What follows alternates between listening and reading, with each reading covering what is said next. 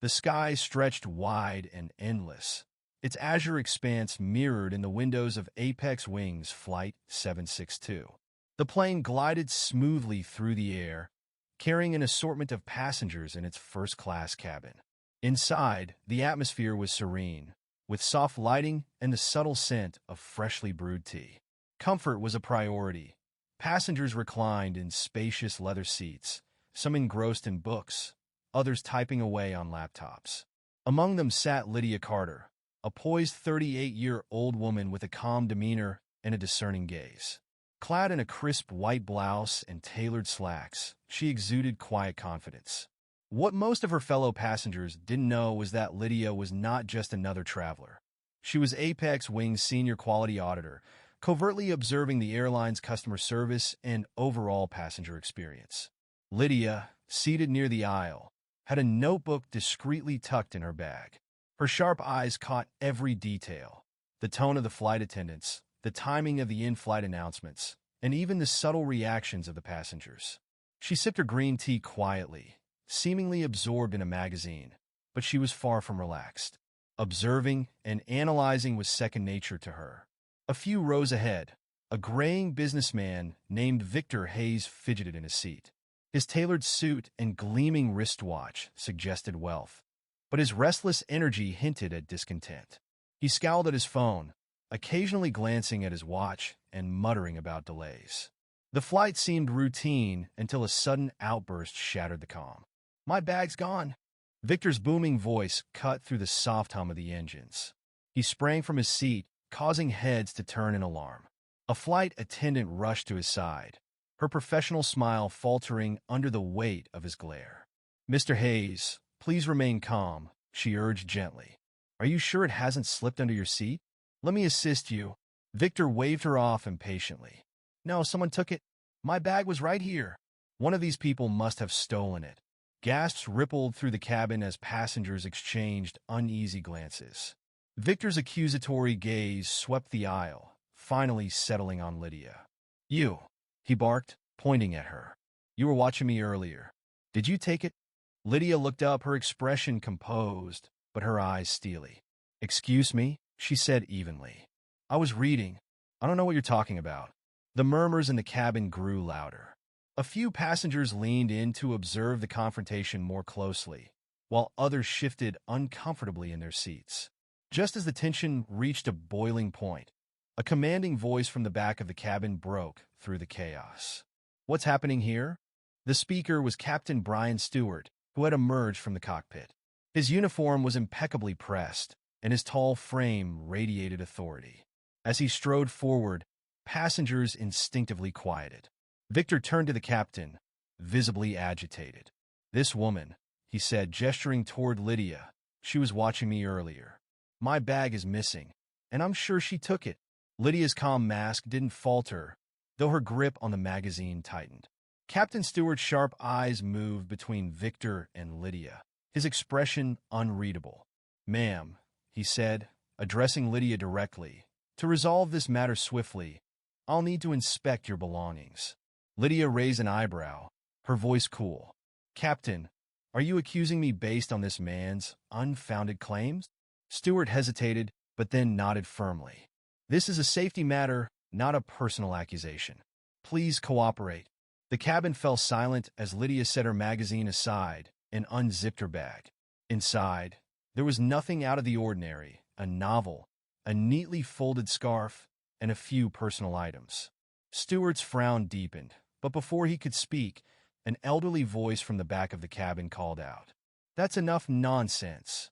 All heads turned to Edith Harper, an elderly woman sitting near the rear. She pointed toward Victor's seat. His bag slid under his chair during takeoff. "I saw it happen." Victor flushed bright red, his hand darting under his seat. Sure enough, he pulled out the missing bag. His embarrassment was palpable, and he mumbled an apology, avoiding Lydia's gaze. Lydia leaned back in her seat, her expression inscrutable as murmurs of discontent swept through the cabin. Captain Stewart cleared his throat, attempting to regain control. "It seems this matter is resolved," he said tersely. "Everyone, please settle down." But the damage was done. Passengers exchanged disapproving glances, their trust in the crew visibly shaken. Lydia calmly opened her notebook, jotting down notes with deliberate precision. She knew the incident went beyond a misunderstanding. It was a reflection of deep-seated biases and poor leadership. As the flight continued, Lydia's mind was already crafting her report. She intended to ensure that such incidents would never go unchecked at Apex Wings. As the plane began its descent, the tension in the first-class cabin lingered like an uninvited guest. Passengers whispered in hushed tones, casting furtive glances toward Lydia, Victor, and Captain Stewart. Though the immediate confrontation had ended, its ripple effects were undeniable, leaving everyone unsettled. Lydia, however, sat composed in her seat, her pen gliding effortlessly across the pages of her notebook. Each word she wrote carried weight, documenting not just the events but the deeper implications they held. This wasn't merely a story of a misunderstanding. It was a glaring example of systemic prejudice and an abuse of authority that couldn't be ignored. As the wheels touched the ground with a soft thud, a flight attendant's voice chirped over the intercom, thanking passengers for choosing Apex Wings. But the customary politeness felt hollow, a sharp contrast to the simmering discomfort in the cabin. The plane taxied to the gate, and soon the passengers were gathering their belongings. Victor avoided eye contact with anyone, slinging his bag over his shoulder and practically rushing down the aisle. The once confident businessman now seemed smaller, almost pitiful, under the weight of his exposed prejudice. Lydia rose gracefully, taking her time as she tucked her notebook into her bag. She noticed Captain Stewart standing near the exit, his posture rigid, as though bracing for judgment from every passenger who walked past. When Lydia approached, she met his gaze with an unwavering calm that made him shift uncomfortably. "Captain Stewart," she said in a measured tone, her voice low enough that only he could hear. "Today's events won't be forgotten. I hope you'll reflect on your actions and their consequences." Before he could respond, Lydia walked away, her heels clicking softly against the cabin floor. She exited the plane with her head held high, each step a reminder that she refused to be diminished by the day's events. As Lydia made her way through the terminal, she replayed the incident in her mind. The humiliation she had endured wasn't new, but it reignited her determination to create change. This was more than a personal affront. It was a window into a flawed system that required immediate attention. By the time she reached the lounge, Lydia's plan was fully formed. She sat down at a quiet corner table, opened her laptop, and began drafting her report. It wasn't just about Captain Stewart or Victor Hayes. It was about a culture that allowed such biases to fester unchecked.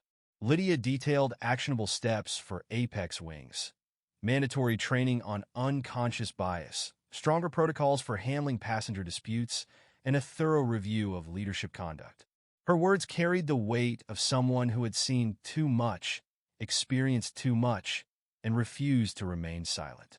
This was her stand, not just for herself, but for every passenger who had been unfairly judged, every employee subjected to undue scrutiny, and every individual who deserved dignity and respect. As she hit send, Lydia leaned back in her chair, her expression resolute. The battle wasn't over, but she had taken the first step. And if Apex Wings was wise, they would listen, because voices like Lydia's weren't easily silenced.